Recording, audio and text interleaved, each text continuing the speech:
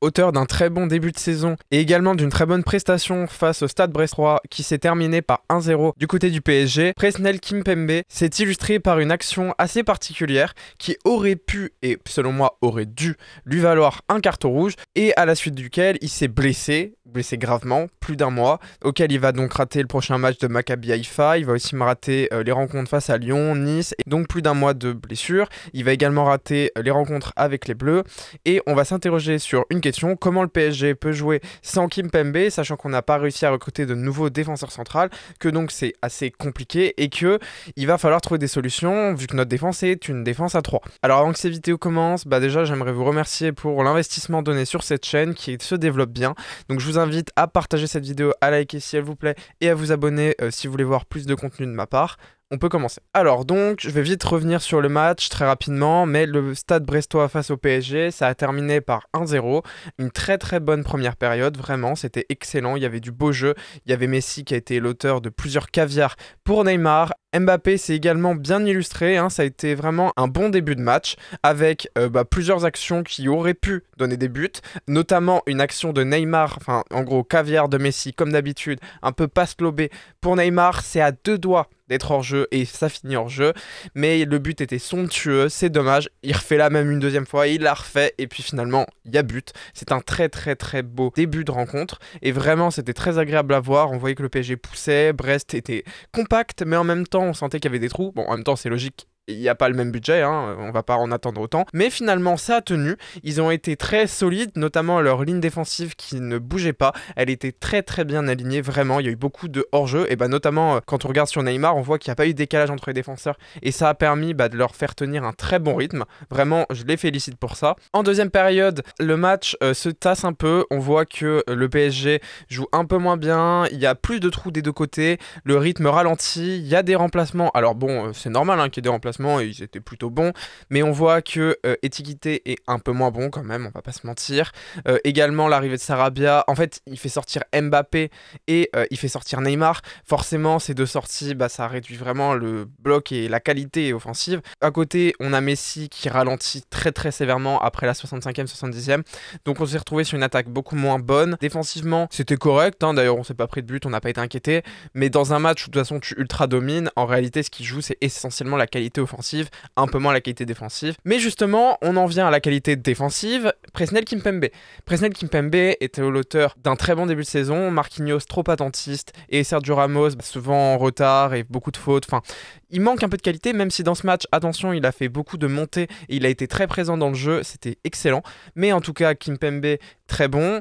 Dans ce match, il y a la fin, donc c'est à peu près, je crois que c'est 85-86e minute. Il y a un tacle avec beaucoup d'engagement de Presnel Kimpembe, qui vraiment broie limite la jambe du Brestois. À la suite de ça, il est à 2 doigts de se prendre un jaune, sachant qu'il en avait déjà eu un. Ça aurait voulu dire 2 jaunes, 1 rouge, et il se blesse. On voit en gros que l'ischio, il claque vraiment sévèrement, donc on voit qu'il est blessé. Il se dispute assez sévèrement avec Galtier, et il réprimande en touchant même l'arbitre. Il n'y a pas carton, il n'y a même pas un jaune, donc double jaune-rouge, il n'y a rien. Voilà, c'est un scandale absolu. En tant que supporter parisien, je vais pas dire que je m'en félicite, vraiment pas du tout, parce que c'était assez anormal. Il y avait rouge, 1000 fois il y avait rouge. Et à la suite de ça, Kimpembe, il était blessé. On a eu finalement la conclusion de l'histoire. Problème à un ischio qui est assez grave, plus d'1 mois de blessure, ce qui va faire que le PSG désormais va plus qu'avoir que 3 défenseurs centraux réels. Et encore réels, vous allez voir que c'est chaud, parce que on a Ramos, ça pas de souci. On a toujours notre Marquinhos, très attentiste, mais il est là, il est présent.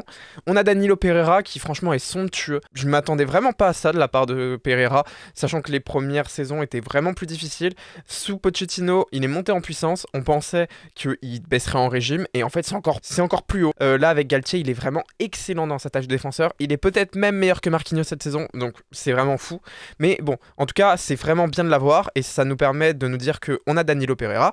Donc on peut encore jouer en défense à 3, sachant qu'au milieu de terrain, maintenant avec Carlos Soler, avec Fabian Ruiz, avec Renato, on a de la doublure et on a Mukiele pour Hakimi. La question c'est soit on a une doublure, donc Mukiele pour Hakimi, soit Mukiele qui est aussi très puissant et qui est capable de jouer défenseur central, serait une doublure. Soit on n'a pas de doublure en défense centrale parce qu'on a vendu Abdou Diallo, Thilo Kehrer, soit on n'a pas de doublure sur les côtés parce que Kolan Dagba n'est pas là.